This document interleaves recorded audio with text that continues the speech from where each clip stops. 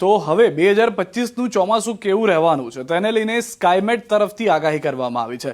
આજે ન્યૂઝ 18 ગુજરાતી પર અમે આપને જણાવવા જઈ રહ્યા છે કે ચોમાસામાં કેટલા વરસાદની સંભાવના છે।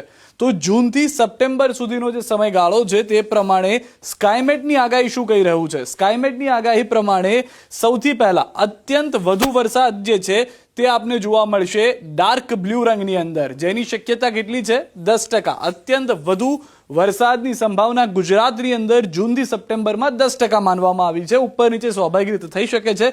સામાન્ય વરસાદની શક્યતા જે છે તે પીળા રંગની અંદર દર્શાવવામાં આવી છે। આ સામાન્ય વરસાદની જે શક્યતા છે તે 40% માનવામાં આવી રહી છે। સ્કાયમેટ તરફથી જે આગાહી કરવામાં આવી છે તે પ્રમાણે 40% જે સામાન્ય વરસાદ છે તે જૂનથી સપ્ટેમ્બરમાં થઈ શકે છે। ત્યારબાદ સામાન્યથી વધુ વરસાદ જે છે તે 30% છે।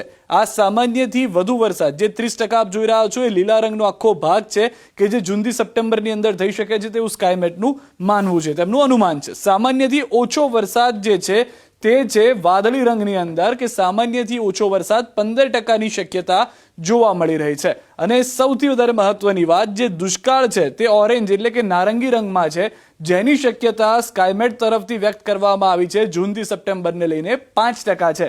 એટલે કે દુષ્કાળની શક્યતા 5% છે। સૌથી વધુ જે શક્યતાઓ છે 40% સામાન્ય વરસાદની જોવા મળી રહી છે અને સામાન્યથી વધુ ત્યારબાદ જે છે તે 30% છે। અહીંયા આગળ આપ સરેરાશ જુઓ તો દુષ્કાળ અને સામાન્યથી ઓછો વરસાદ થવાની શક્યતા ખૂબ જ નહિવત છે। એટલે ગુજરાત માટે આ વખતે સારા સમાચાર છે કે ચોમાસામાં જૂનથી સપ્ટેમ્બરની અંદર સ્કાયમેટની આગાહી પ્રમાણે 40% સામાન્ય તો સામાન્યથી વધુની 30%ની આગાહી છે।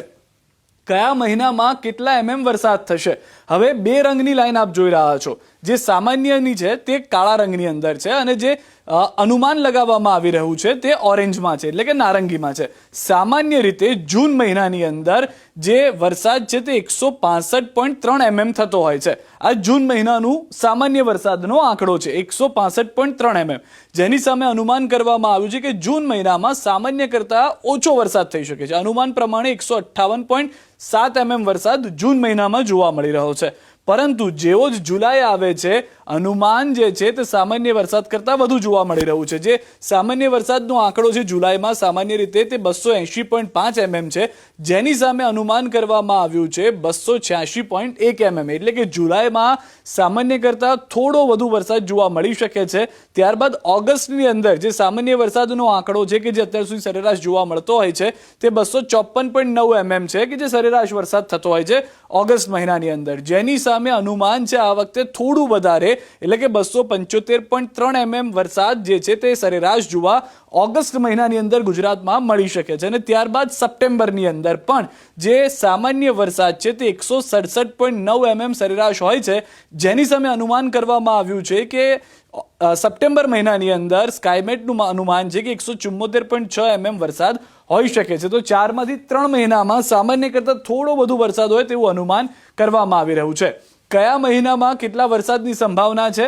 જૂન મહિનામાં સામાન્યના સરેરાશ 96% જે વરસાદ છે તે આપ જોઈ રહ્યા છો।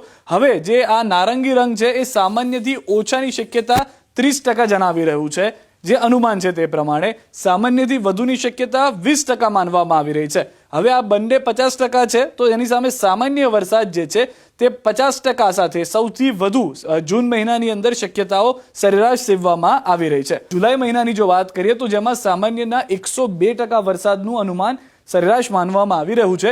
અહીંયા પણ એવી જ કંઈક પરિસ્થિતિ છે, પરંતુ અહીંયા આગળ જે નારંગી રંગ સામાન્યથી ઓછા વરસાદની વાત છે તે 20% છે, સામાન્યથી વધુ વરસાદ જે છે તે 20% દેખાડવામાં આવી રહ્યો છે અને સામાન્ય વરસાદ જે છે તે 60% બતાવવામાં આવી રહ્યો છે।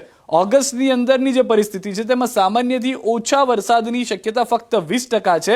ઓગસ્ટ મહિનામાં સામાન્યના 108% વરસાદ થશે એ પણ જોવું એક મહત્વની વાત છે। હવે પાછા ફરી એક વખત આ રંગ પર આવી જઈએ તો નારંગી રંગ કહી રહ્યું છે કે સામાન્યથી ઓછો 20% છે, સામાન્યથી વધુ 40% છે અને સામાન્ય 40% છે। એટલે અહીંયા આગળ ઓગસ્ટમાં સારા સમાચાર સ્કાયમેટ તરફથી જે અનુમાન છે તે પ્રમાણે હોઈ શકે છે, ક્યાં તો સામાન્ય અથવા સામાન્યથી વધુ વરસાદ જેની શક્યતા 40% જોવામાં આવી રહી છે। તો સપ્ટેમ્બરમાં પણ એવી જ કંઈક પરિસ્થિતિ જોવા મળશે। સપ્ટેમ્બરમાં પણ સરેરાશ સામાન્યને 104% વરસાદનું અનુમાન સ્કાયમેટ તરફથી કરવામાં આવ્યું છે। પ્લસ માઇનસ આગળ પાછળ થઈ શકે છે।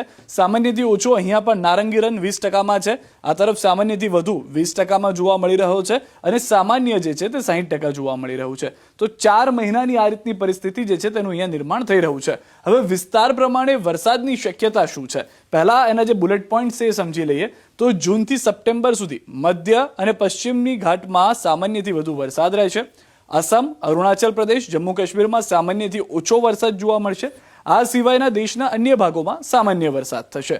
હવે જે અલગ અલગ મેપ પ્રમાણે કહેવામાં આવી રહ્યું છે, જે કહેવામાં આવ્યું છે તે પ્રમાણે અહીંયા આપને લીલો રંગ વધારે દેખાશે અને વાદળી રંગ વધારે દેખાશે.